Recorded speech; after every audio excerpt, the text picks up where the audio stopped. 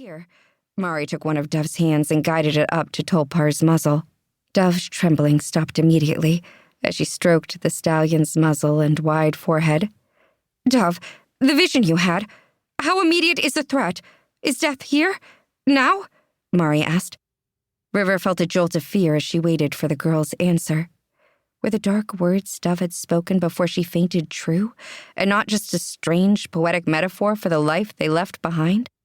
Or did she speak of a literal death that followed them? Dove lifted her head. No, it is like what I felt about the Salish. The horrible thing is in the future, but it is there. It will happen. He will come. He? River asked. Mari met her gaze. Death. He's coming. I don't understand. I get visions, Dove said. I believe they are from the great goddess of life, and through Tulpar's eyes, she showed me death descending on the valley. But not immediately, right, Dove? Mari asked. No, not immediately. We have time, though my intuition tells me not a lot of it, answered Dove. I'm going to need you to explain exactly what you mean, said River.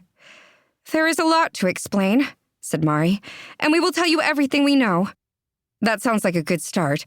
But first we have stallions that must be tended. We'll need to— Please do not take Tulpar away from me. Please, oh please. Dove's voice broke on a sob. River quickly crouched beside Dove. You do not need to worry about that.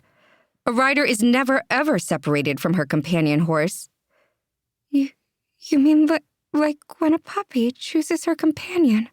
Dove asked shakily. Once that happens, the two are never separated. River's gaze flicked from the young canine who was waiting several feet from them, staring unblinkingly at Mari, to her own Anjo, who stood just a few feet from River, watching her just as closely. It is the same bond, Anjo spoke inside River's mind. The canines are just as connected to their companions. I can feel it. All the horses can. Yes, it is like the canine and companion bond, River said.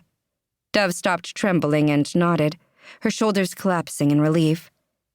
Then you understand. Of course we do. When a horse chooses a rider, it is for life. You will never be apart from Tulpar.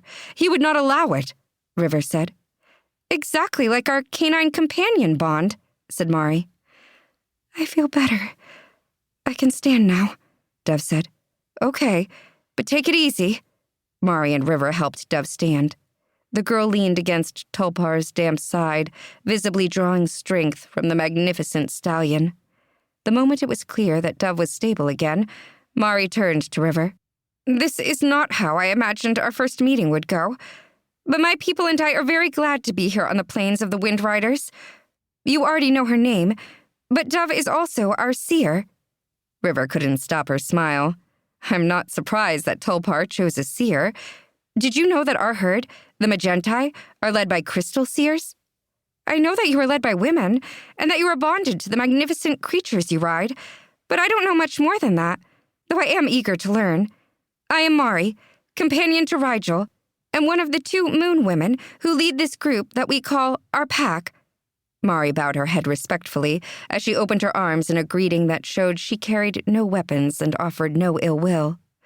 And I am River, rider to Anjo, who is lead mare of herd Magentai Central.